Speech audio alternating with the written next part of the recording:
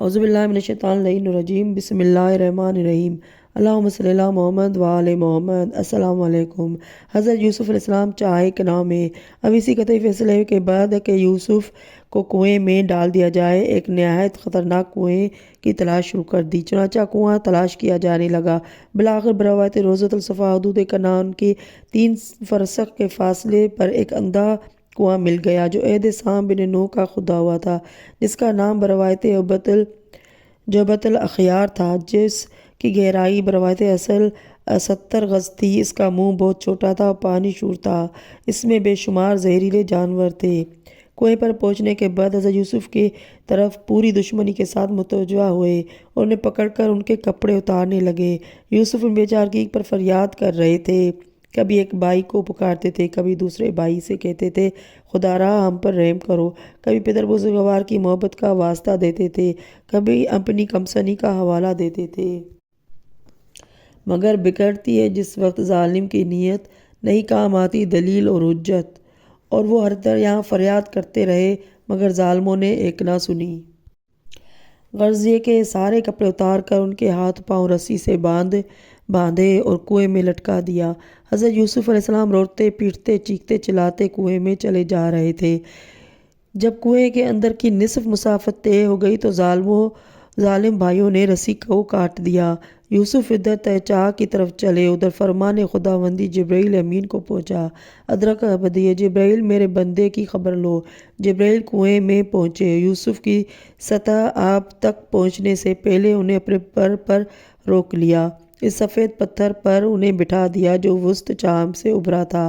حضرت یوسف علیہ السلام کا پتھر پر برقرار لینا تھا کہ زہریلے جانور اپنے بلوں سے نکل آئے، لیکن وہ کچھ اذیت نہ پہنچا سکے کیونکہ جبرائیل امین وہاں موجود تھے اور انہوں نے ہدایت کر دی تھی کہ خبردار اس بندے برگزیدہ کی طرف کوئی رخ نہ کرے۔ الغرض برادران یوسف نے انہیں کنویں میں ڈال کر اس کے منہ پر ایک نہایت گراں بار پتھر رکھ دیا اور سب کے سب اپنے مستقر پر چلے گئے۔ پھر حضرت جبرائیل علیہ السلام نے لباس جنت سے ان کو تنپوشی کی اور طعام میں جنت سے سیر کیا اور یوسف سے کہا، اے بندے برگزیدہ، خدا نے فرمایا ہے کہ تم گھبراؤ نہیں، ہم تمہیں بہت جلد کنویں کی گہرائی سے نکال کر بادشاہت کی بلندی تک پہنچا دیں گے۔ حضرت جبرائیل اپنے فرائض ادا کر کے چلے گئے۔ دن گزرا، رات آئی۔ یوسف اسی پتھر پر بیٹھے ہوئے یاد خدا کر رہے تھے کہ بروایت ایک آواز چاہ سے آئی اور یوسف، اے یوسف، زندہ ہو یا مر گئے؟ یوسف یہ آواز سن کر چونک پڑے اور بولے، مجھے اس بے چارگی کی حالت میں کون پوچھنے آیا ہے؟ جواب ملا، میں ہوں تمہارا بھائی یہودا۔ یوسف نے جواب دیا کہ نہ زندوں میں ہوں نہ مردوں میں، میری حالت میرے مالک کو معلوم ہے، وہی میرا مالک ہے، وہی میرا مددگار ہے۔ یہ سن کر یہودا رو پڑا۔ اس کے رونے کی خبر دوسرے بھائیوں کو ہو گئی۔ انہیں یہ شبہ ہو گیا کہ یہودا یوسف کو کوئی امداد نہ کر بیٹھے۔ فوراً سب کے سب سر چاہ گئے اور اس کی بندش دہن کو اور مضبوط مستحکم کر دیا۔ تبری میں ہے کہ یہودا خانہ لے کر گیا تھا۔ نور المبین میں جزائری میں ہے کہ اس وقت ان کی عمر 13 سال کی تھی۔ پھر وہاں سے واپس آ کر اپنے خیمے میں پہنچے اور ایک برغلہ کو پکڑ کر ذبح کیا اور اس کے خون سے حضرت یوسف کے پیران کو رنگ لیا اور چاہ جہاں سے روانہ ہو کر حضرت یعقوب کی خدمت میں جلد پہنچ جائیں۔ مگر ایک بھائی نے تاخیر سے روانگی کا مشورہ دیا، کہا کہ جس وقت ہم عموماً سفر سے واپس جایا کرتے تھے اس سے کچھ تاخیر کے بعد جانا چاہیے، اس سے ہمارے پلان کو تقویت پہنچے گی، ہمارے پروگرام کو کامیابی نصیب ہوگی۔ چنانچہ وہ لوگ وہیں ابتدائی شب کا انتظار کرنے لگے۔ حضرت یعقوب علیہ السلام کو علم تھا کہ برادران یوسف جب بھی سفر میں جاتے تھے دن ڈوبنے سے پہلے واپس آ جایا کرتے تھے۔ آج جو تاخیر ہوئی ہے وہ لوگ اپنے وقت سے نہ پہنچے تو حضرت یعقوب علیہ السلام میں اضطراب پیدا ہو گیا۔